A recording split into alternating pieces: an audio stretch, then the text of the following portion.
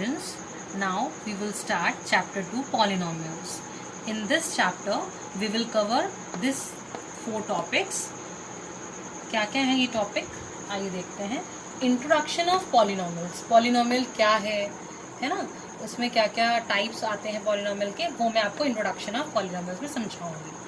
Second topic है geometrical meaning of zeros of polynomial. Zeros होता है एक्स की वैल्यू, है ना, कौन से ऐसी वैल्यू जिसपे एक्स की वैल्यू हमारी जीरो आए, मतलब इक्वेशन की वैल्यू पूरी जीरो आए, तो ये है हमारी ज्योमेट्रिकल मीनिंग, जिसमें हम ग्राफ के थ्रू हम एक्सेस वाले हम फाइंड करेंगे. तो एक्सरसाइज 2.1 हम इसमें कवर करेंगे. रिलेशनशिप थर्ड टॉपिक है relationship between zero and coefficient of a polynomial. इसको हम एक्सरसाइज 2.2 में कवर करेंगे. और हमारा फोर्थ और लास्ट जो टॉपिक होगा इस चैप्टर का वो होगा डिवीजन एल्गोरिथम फॉर पॉलिनोमियल. इसमें हम दो इक्वेशंस को, दो पॉलिनोमियल को एक दूसरे से डिवाइड करेंगे, जिसमें डिवीजन एल्गोरिथम हम सीखेंगे.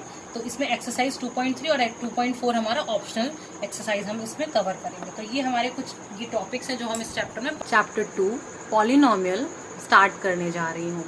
ओके, सो पहले हम पढ़ेंगे definition.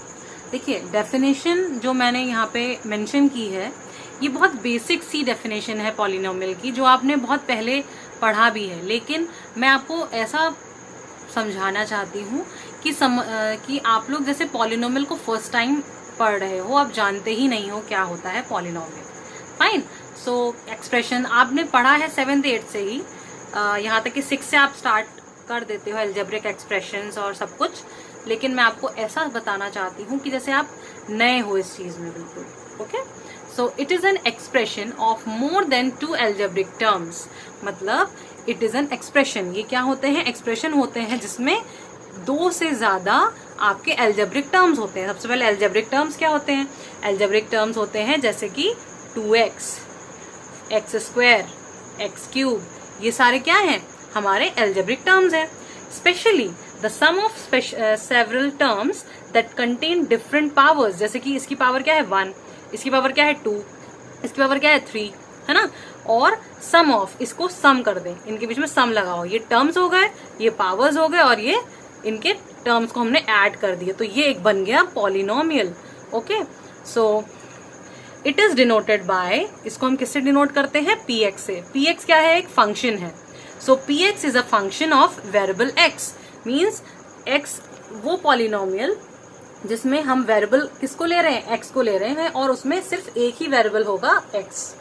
Okay, a polynomial function is the variable x with degree n is defined as. मतलब वो पॉलिनोमियल फंक्शन जिसमें वेरिएबल x हो और उसमें डिग्री n हो, उसको हम कैसे डिफाइन करते हैं, px is equals to an x to the power n plus an minus 1 x to the power n minus 1 plus an minus 1 minus 2 x to the power n minus 2 and so on.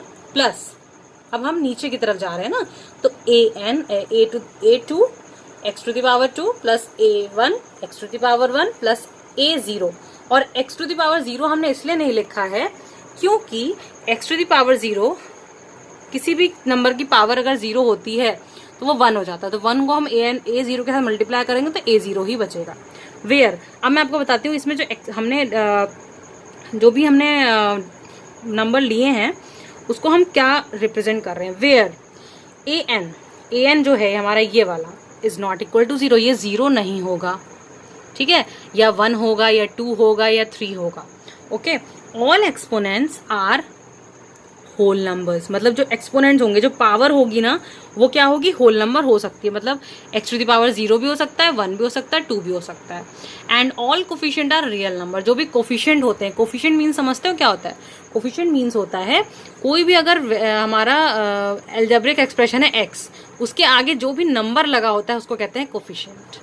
Okay, अब an क्या होता है, an जो होता है वो leading coefficient होता है. लीडिंग कोफिशिएंट मतलब सबसे पहला वाले नंबर के साथ जो नंबर सबसे पहले वाले वेरिएबल के साथ जो नंबर होता है वो होता है लीडिंग कोफिशिएंट. n क्या होता है, n होती है डिग्री, इसकी हाईएस्ट डिग्री को कहते हैं डिग्री, n कहते हैं. और a0 होता है कांस्टेंट टर्म, क्योंकि उसके साथ कोई भी वेरिएबल नहीं होता. जैसे देखिए इसके साथ कोई वेरिएबल नहीं है, ये नहीं है, ये 1 हो जाता है इक्वलेंट। तो इसलिए a0 जो होता है हमारा कांस्टेंट टर्म होता है। एग्जाम्पल, अब एक एग्जाम्पल मैं आपको समझा देती हूँ।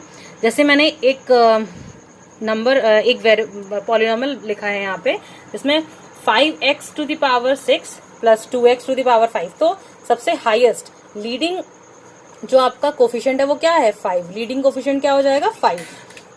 ओके, और आपका हाईएस्ट डिग्री क्या होगी, डिग्री है यहाँ पे 6, क्योंकि पावर सबसे हाईएस्ट क्या है, 6। और a0 क्या होता है, a0 होता है हमारा कांस्टेंट टर्म। ओके, अब जैसे मैंने आपको पॉलिनोमियल का ये आपको एक्सप्रेशन बताया, तो इसमें जो आपका लीनियर पॉलिनोमियल क्या होता है, लीनियर पॉलिनोमियल मतलब जो हाईएस्ट डिग्री होती है वो 1 होती है। अब पॉलिनोमियल ऑफ डिग्री 1 जिसमें हाईएस्ट जो डिग्री होगी वो 1 होगी, उसको लीनियर पॉलिनोमियल कहा जाता है। जैसे एग्जांपल 2x माइनस 3, तो x टू द पावर क्या है, 1। तो ये हमारे लीनियर पॉलिनोमियल के एग्जांपल्स हैं। क्वाड्रेटिक पॉलिनोमियल मींस होता है क्वाड्रेटिक मतलब होता है 2, डिग्री ऑफ 2। तो अगर हम इसकी पावर 2 कर दें हाईएस्ट और सबको स्किप कर दें, जैसे कि x टू द पावर 2 सबसे हाईएस्ट डिग्री क्या है, 2, तो ये हमारे क्वाड्रेटिक पॉलिनोमियल। क्वाड्रेटिक पॉलिनोमियल को हम अच्छे से डिटेल में चैप्टर 4 में डिस्कस करेंगे बच्चों। ओके, तो ये हमारे कुछ एग्जांपल्स हैं क्वाड्रेटिक पॉलिनोमियल्स के। अब आते हैं क्यूबिक पॉलिनोमियल्स। क्यूबिक पॉलिनोमियल्स होते हैं जिसकी हाईएस्ट डिग्री 3 होती है। अब पॉलिनोमियल ऑफ डिग्री 3 जैसे कि 2 minus x to the power 3, x cube कहा जाता है। क्यूबिक इसलिए तो कहते हैं इसको। अब √2 एक्स क्यूब, ये सारे क्या हैं, ये क्यूबिक पॉलिनोमियल्स हैं। ओके।